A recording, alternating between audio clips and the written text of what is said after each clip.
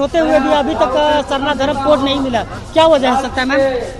देखिए, ये तो केंद्र सरकार के अंतर्गत ये जोरदार और कम की बात नहीं है, ये आदिवासी का अस्तित्व और पहचान की बात है और काफी लंबे समय से मांग की जा रही है। और हम लोगों ने संवैधानिक तरीके से, मैंने स्वयं यहाँ पे मुख्यमंत्री पुरस्कार में आगे सदन में बातें रखी, हमने लोकसभा में बातें रखी, लेकिन सरकार, केंद्र की सरकार, मोदी की सरकार मौन है इस पे। हमारा ये कहना है, जो संवैधानिक आदिवासियों का अधिकार है और फंडामेंटल राइट में है, तो इसमें गलत क्या है? तो कहीं न कहीं आदिवासियों के प्रति ये सरकार उनके अस्तित्व को ये जो गृह मंत्रालय वहाँ का मामला है ये।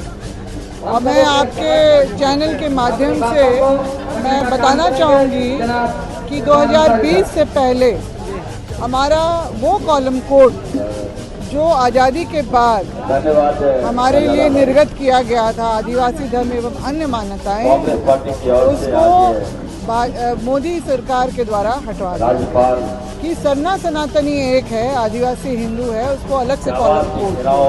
और अभी ये नैरेटिव ये बना रहे हैं भाजपा के द्वारा कि आदिवासियों के अपनी पहचान के लिए बहुत लंबे समय से संघर्ष करना पड़ा आज़ादी के बाद से, जो उन लोगों को अभी तक नहीं दिया गया। तो ये तो उल्टे मतलब खुद थूक के चाटने वाली बात है। इन्होंने ही मिटाया, नहीं तो 2011 में जो आखिरी सेंसस पिछला हुआ था उसमें जो है आपका सरना धर्मावलंबियों ने 50 लाख का आंकड़ा बनाया था कि नहीं, बताइए? बनाया था। तो वो किस अंतर्गत हुआ था भाई? वो आदिवासी धर्म एवं अन्य मान्यताओं वाले कॉलम कोड के अंतर्गत ही हुआ था।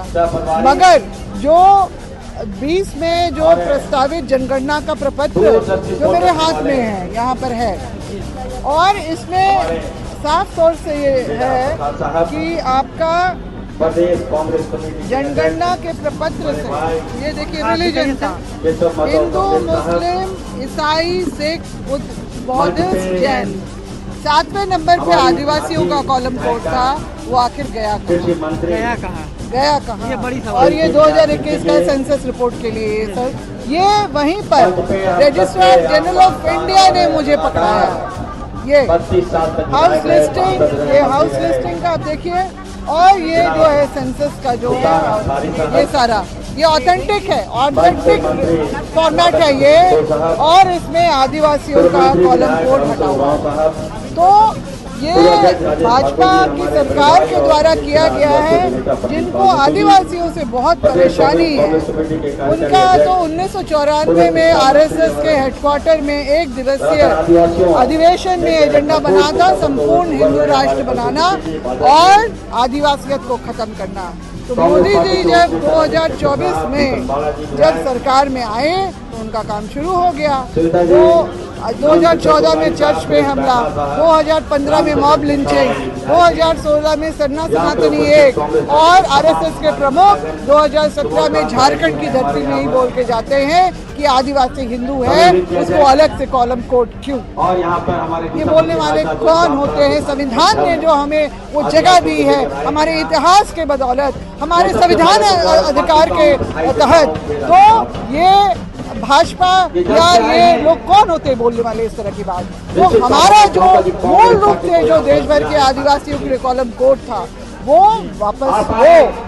स्वतः ही आदिवासियों का जो सरना कोड जो 6 राज्यों के जो हमारे सरना धर्मावलंबी हैं, उनका वो कॉलम वो अपने आप वापस हो जाएगा।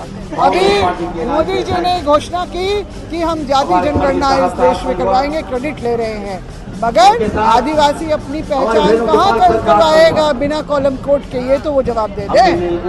तो सरना कोड मिलना ही चाहिए। हम लोग तन मन से ही लगे हुए हैं और अब कि हम लोग बहुत बड़ा धरना प्रदर्शन, आर्थिक नाकेबंदी, सब कुछ करने के लिए हम लोग तैयार है। आदिवासियों का हम लोग साथ दे रहे हैं।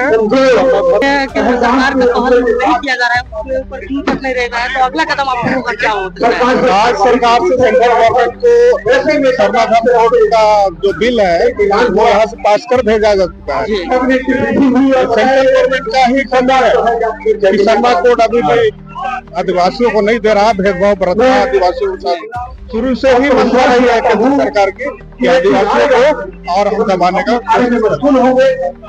तो अगर इसके बाद भी अगर लागू नहीं होता है तो बृहद पैमाने पर आंदोलन होगा पूरे झारखंड में, और झारखंड ही क्या पूरे देश में शर्मा कोड के लिए सेंसस में आना ही चाहिए। और हम लोग पूरा प्रयास है रोड में हम लोग।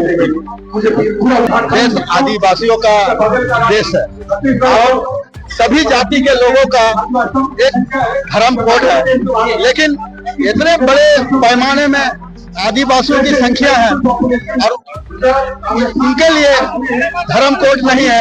ये बहुत ही निंदनीय बात है, दुर्भाग्य की बात है।